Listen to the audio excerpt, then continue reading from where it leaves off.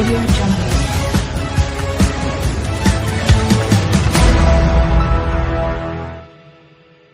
Anwar Ibrahim Warisan. Mana betul. Soalan kedua tapi yang mengkhawatirkan saya. Soalan dari Ketua Pembangkang kalau menyentuh soal perolehan Kementerian Pertahanan selalu ditolak. Diganti dengan soalan-soalan seperti. Saya setuju soalan ini. Tetapi saya agak khawatir mengapa pejabat speaker dengan menteri berkenaan memilih untuk menolak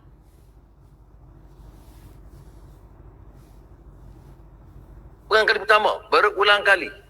Jadi saya minta ini diberikan perhatian. Soalan kedua. Sila Menteri Sumber Manusia. Tempoh masa 3 minit. Terima kasih Tuan Yang Dipertua. Saya juga ingin merakamkan terima kasih pada Yang Berhormat Dixon yang begitu peka dan prihatin terhadap isu-isu pengangguran dan juga khususnya kepada golongan belia. Dan saya lihat Yang Berhormat Dixon begitu konsisten ingin mengambil tahu langkah-langkah kerajaan untuk mengatasi isu-isu pengangguran khususnya kepada golongan belia. Terima kasih Yang Berhormat Dixon.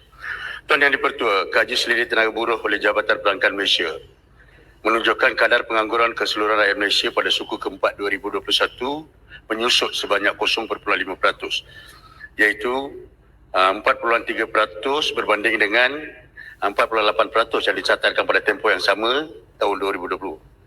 Sejajar dengan ini, bilangan penganggur menurun daripada 760,700 orang pada suku keempat 2020 kepada 696,400 orang pada suku keempat 2021. Bagi mengurangkan kadar pengangguran termasuk bagi golongan belia, Kementerian Sumber Manusia melalui Perkeso melaksanakan beberapa inisiatif, antaranya program jamin kerja, insentif, pengajian di bawah sistem insurans pekerjaan yang dijangka akan memanfaatkan 300,000 pencari kerja dari seluruh negara. Selain itu, sebagai kesinambungan kejayaan program perintisan jamin kerja, insentif, pengajian akan diteruskan program ini dengan pemberian insentif sebanyak RM900 sebulan untuk tempoh 6 bulan kepada majikan yang menggajikan golongan perantis lepasan sekolah dan graduan berumur 18 hingga 30 tahun dalam jawatan eksekutif golongan perantis dan perlu ditawarkan kontrak selama 6 bulan dengan bayaran gaji minimum RM1,500. Perkesa turut memperlihatkan beberapa program bagi menggalakkan penyertaan tenaga kerja serta memastikan pengambilan pekerja dapat dilaksanakan dengan berkesan melalui program-program berikut. Karnival Kerjaya yang diadakan di seluruh negara, di bandar dan luar bandar. Yang kedua, program insentif pengambilan pekerja, dan yang ketiga, program latihan kemahiran semula dan peningkatan kemahiran melalui penyediaan latihan yang dilantik. Tuan Yang Dipertua, selain daripada itu, sistem Institut Pekerjaan Perkeso juga menyediakan program-program bagi peningkatan modal insan dan kebolehpasaran pekerja seperti khidmat kaunseling kerjaya, profiling, kemahiran, penulisan resume, latihan penyediaan temuduga, latihan kemahiran bahasa dan penyampaian serta seminar pekerjaan bagi mereka yang mencari pekerjaan. Kerajaan juga turut meluaskan allowance mencari pekerjaan meliputi golongan yang tidak mencarum dengan Perkeso. Ini satu perkara yang penting. Ini salah satu usaha kita menggalakkan ataupun memberi peluang kepada golongan belia di mana allowance pencari pekerjaan meliputi golongan yang tidak mencarum dengan Perkeso, termasuklah graduan baru, lepasan sekolah dan pekerja sektor tidak formal. Selanjutnya, My Talent Corp juga memperkasakan ekosistem bakat diteruskan dengan program-program di bawah Talent Corp yang berfokus kepada pembangunan kebolehpasaran dan kebolehkerjaan bakat muda negara melalui sinergi dan kerjasama melintasi kementerian, jabatan, agensi kerajaan, pemain industri dan institusi pengajian tinggi awam dan swasta serta teknikal. Terima kasih Tuan Dipertua. Setuju. Soalan tambahan. Soalan tambah. Sila Warisan. Terima kasih atas penjelasan tersebut, Yang Muhammad. Cuma saya nak jelaskan bahawa penyusutan peratus itu tidak bermakna penyusutan jumlah. Kerana jumlah keseluruhannya pengangguran di antara umur 15-24 itu bertambah 364.5 ribu keseluruhannya. Itu yang pertama. Yang kedua, yang terlibat dalam guna kerja ini, pekerjaan ini juga termasuk guna kerja tidak penuh yang mesti dijelaskan dalam kenyataan-kenyataan menteri, kerana kalau kata pekerjaan ini seolah-olah termasuk yang guna kerja tidak penuh, guna tenaga tidak penuh. Yang ketiga, kita tahu juga tentang gig ekonomi yang melibatkan kebanyakan golongan muda. Ini unstable and underpaid, ya, kebanyakannya. Jadi saya minta penjelasan daripada menteri, selain pada inisiatif yang diambil itu, apakah benar kenyataan bahawa belum ada penyelesaian yang meyakinkan kepada permasalahan pengangguran kerana jumlah ini bertambah, ya, dan langkah-langkah yang diambil itu ternyata belum mencukupi, terutama bila kita masukkan gig ekonomi yang unstable and underpaid dan juga tentang guna tenaga tidak penuh. Sila Menteri. Terima kasih Tuan Yang di-Pertua. Kebetulannya kita yang berada dalam satu suasana yang luar biasa. Yang berhormat Pak Dixon pernah menjawat sebagai jawatan sebagai Timbalan Perdana Menteri dan Menteri Kewangan ke satu ketika dahulu apabila negara menghadapi pengangguran dan sebagainya dan berjaya. Itu suasana lain. Hari ini kita lihat yang berhormat Tuan Yang di-Pertua. Kerana luar biasa, kalau dalam zaman pengangguran Tuan Yang di-Pertua, kebiasaannya is employers market. Tapi hari ini kita lihat satu suasana yang jauh berbeza di mana bukan lagi employers market. Hari ini walaupun kerajaan telah mengumumkan kita akan melahirkan 600,000 peluang pekerjaan. Tapi isu pokoknya adalah kita lihat golongan muda yang berhormat lebih minat dalam bidang gig ekonomi yang memberi pendapatan lebih lumayan daripada gaji minima. Sebab itu saya telah mencadangkan dalam Jabatan Menteri dan Dewan Yang Mulia ini kita akan mengkuatkuasakan gaji minima sebanyak 1,500 dalam masa terdekat. Kita lihat sekiranya tidak, golongan belia tak akan terima peluang-peluang pekerjaan dilahirkan oleh kerajaan. Belia mengambil kira peluang-peluang melalui gig ekonomi lebih lumayan. Maka hari ini kita lihat bukan lagi employers market, ini employees market. Pada masa yang sama Tuan Yang di-Pertua, saya setuju dengan pandangan yang berhormat Pak Dixon. Gig ekonomi nampak sebagai satu sektor tidak stabil, tetapi ini telah menjadi Gaji minima tu jelas, gaji minima tu bila? Tak dengar tu? Gaji minima yang disebut tu masa terdekat itu tahun 2026 ataupun bila?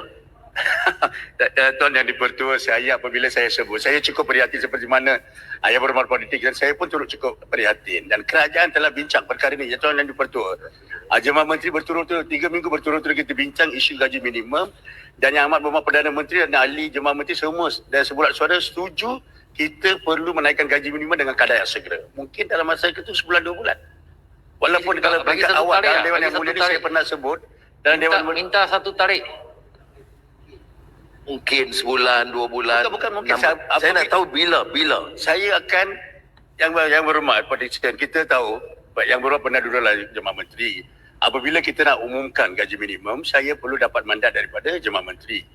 Maka masa terdekat itu dalam sebulan atau 2 kita akan buat. Seperti mana saya sebut sebelum ni, kita di peringkat akhir di mana kita sedang mengkaji. Kita tidak mahu, kita lihat dari segi pengangguran, daripada PKP pertama 5.3%, kita dah sampai dekat 42 hingga 43%. Kita tiada mahu sebarang tindakan kerajaan menambahkan kadar pengangguran. Maka kita sedang mengkaji sektor-sektor mana kita bagi kelonggaran sedikit. Kalau kita lihat tahun 2012, apabila kita umumkan gaji minimum untuk 1,100, kita beri sedikit kelonggaran kepada sektor-sektor tertentu untuk mengambil masa, mungkin setahun. Begitu juga kita sedang mengkaji sekarang. Sektor-sektor mana kita boleh beri pengecualian. Apabila saya umum je gaji minimum 1,500, saya tidak mahu majikan mengambil kesempatan mengurangkan jumlah pekerja dengan alasan perniagaan mereka merosot. Menteri, jawab sini. Maka kita sedang mengambil langkah-langkah positif mengenal pasti beberapa sektor kita nak bagi pengecualian. Saya akan buat pengumuman mungkin dalam bulan, mungkin dalam bulan April. Memang dalam bulan April. Yang bermasalah. Yang dari segi apa yang disebutkan oleh Yang Berhormat mengenai gig ekonomi tidak stabil, saya setuju. Maka kita sedang mengkaji sebab gig ekonomi Yang Berhormat akan menjadi satu budaya baru untuk golongan belia. Sebab mereka melihat pemandu Grab boleh dapat pendapatan lebih kurang 2 hingga 3,000 sekiranya mereka rajin. Maka ini akan menjadi satu budaya baru gig ekonomi. Kita tidak boleh hapuskan gig ekonomi. Maka kita menambahkan peluang-peluang untuk gig ekonomi dengan memberi jaringan keselamatan dan memperkenalkan itu sebagai satu sektor dan sebagainya. Ini adalah usaha kerajaan untuk menjadikan gig ekonomi sebagai satu budaya baru untuk golongan belia. Terima kasih. Baik. Soalan tambahan yang kedua saya jemput Yang Berhormat Stew.